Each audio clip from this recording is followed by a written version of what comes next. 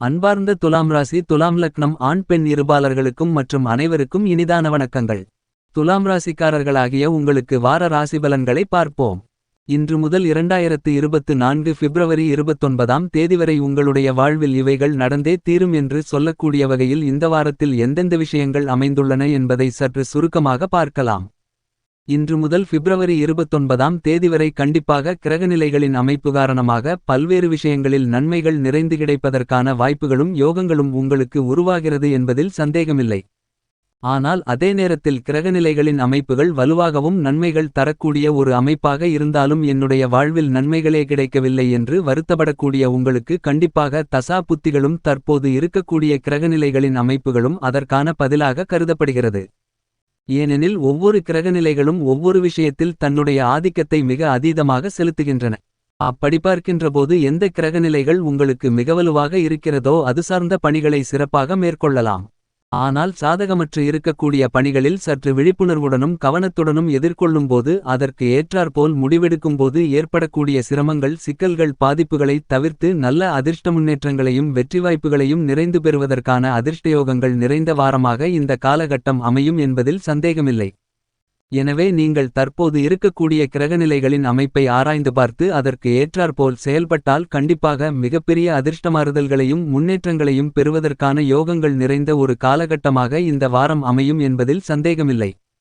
துலாம் ராசிக்காரர்களாகிய உங்களுக்கு இந்த வார காலகட்டத்தில் நவகிரகங்களிலேயே மிகுந்த வலிமை வாய்ந்த குருபகவான் மற்றும் சனிபகவான் ஆகிய இரண்டு கிரகநிலைகளும் நல்லபல அதிர்ஷ்ட முன்னேற்ற பலன்களை கொடுக்கக்கூடிய அற்புதமான அருமையான அமைப்பில்தான் சஞ்சரித்துக் கொண்டிருக்கின்றன.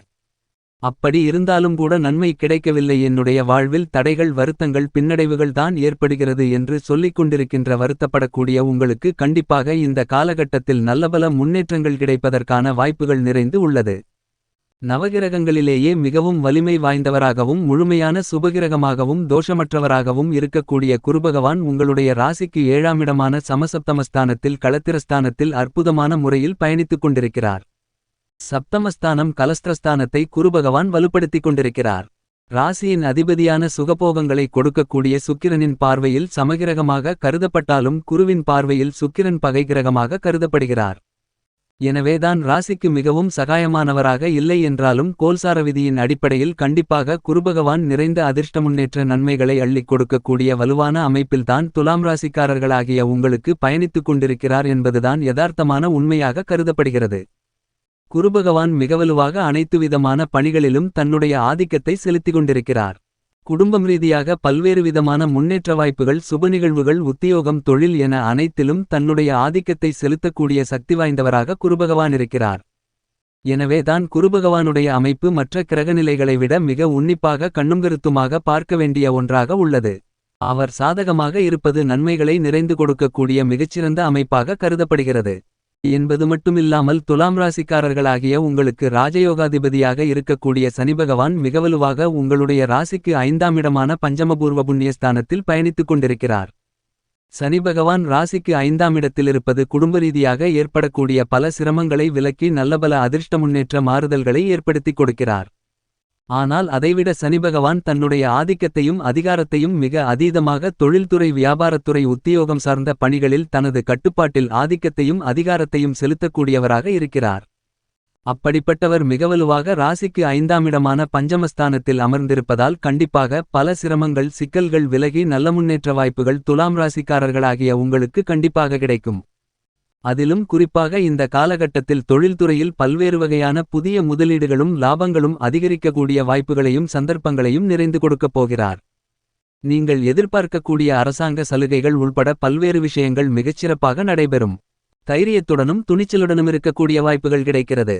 உத்தியோகம் ரீதியாக புதிய வேலைவாய்ப்புகள் நிரந்தர வேலைவாய்ப்புகள் வெளிநாட்டு வேலைவாய்ப்புகள் உள்பட பல்வேறு விதமான நன்மைகளும் அதிரடியான சலுகைகளும் இந்த காலகட்டத்தில் கண்டிப்பாக கிடைக்கும் என்பதில் சந்தேகமில்லை என்பதை பஞ்சமஸ்தானத்தில் வீற்றிருக்கக்கூடிய ராஜயோகாதிபதியான சனிபகவான் துலாம் ராசிக்காரர்களாகிய உங்களுக்கு உறுதி செய்கிறார். இந்த இரண்டு கிரகநிலைகள் மட்டுமில்லாமல் நிழல் கிரகமாக இருக்கக்கூடிய ராகுவும் மிகுந்த வலிமையுடன் அதீத நன்மைகளை கொடுக்கக்கூடிய ராசிக்கு 6ஆம் இடமான ரணம் ருணம் ரோகம் சத்ருஸ்தானத்தில் பயணித்துக் கொண்டிருக்கிறார். ராகு பகவான் ராசிக்கு 6ஆம் இடத்திலிருப்பது அமோகமான வளர்ச்சிகளை ஏற்படுத்தி கொடுக்கக்கூடிய மிகச்சிறந்த அமைப்பாக கருதப்படுகிறது. ஏனெனில் துலாம் ராசிக்காரர்களாகிய உங்களைப் பொறுத்தமட்டில் ராசியின் அதிபதியான சுக்கிரன் மற்றும் சனி பகவானுக்கு அடுத்தபடியாக திடீர் அதிர்ஷ்டங்களை கொடுக்கக்கூடிய யோகங்கள் நிறைந்த ஒரு கிரகநிலையாக இருப்பவர் ராகு பகவான் மட்டும்தான். அப்படிப்பட்ட ராகு பகவான் மிக வலிமையாக ராசிக்கு 6ஆம் இடத்திலிருப்பதால் கடன் சார்ந்த தொல்லைகள் தொந்தரவுகள் விலகும். மறைமுக சூழ்ச்சிகள் தொல்லைகள் தொந்தரவுகள் விலகுவது மட்டுமில்லாமல் ஆரோக்கியம் சம்பந்தப்பட்ட சிரமங்களும் கஷ்டங்களும் விலக்கப்பட்டு ஒரு இனிமையான காலகட்டமாக கண்டிப்பாக துலாம் ராசிக்காரர்களாகிய உங்களுக்கு அமைகிறது என்பதில் சந்தேகமில்லை. ராகு பகவானின் அமைப்பும் மிகுந்த வலுவாக இருப்பதால் எதிர்பார்க்கக்கூடிய முன்னேற்றங்கள் நிறைந்து கிடைக்கும் என்பது மட்டுமில்லாமல் உங்களுடைய ராசிக்கு ராஜயோகாதிபதியாக இருக்கக்கூடிய சனி பகவானுடன் இணைந்து புதன் முதன்மை கிரகமாக இருக்கக்கூடிய ராஜகிரகமாக இருக்கக்கூடிய கிரகங்களின் பிறப்பிடமாக இருக்கக்கூடிய சூரியனும் பயணித்துக் கொண்டிருக்கிறார். சூரியன் ராசிக்கு 5ஆம் இடமான பஞ்சமஸ்தானத்தை வலுப்படுத்துவதால் தந்தையாரின் உடல் ஆரோக்கியம் அதிகரிக்கும். அரசாங்க சலுகைகள் நிறைந்து கிடைக்கும். பல்வேறு வகையான அலைச்சல்கள் உளைச்சல்கள் சிரமங்கள் குறையும்.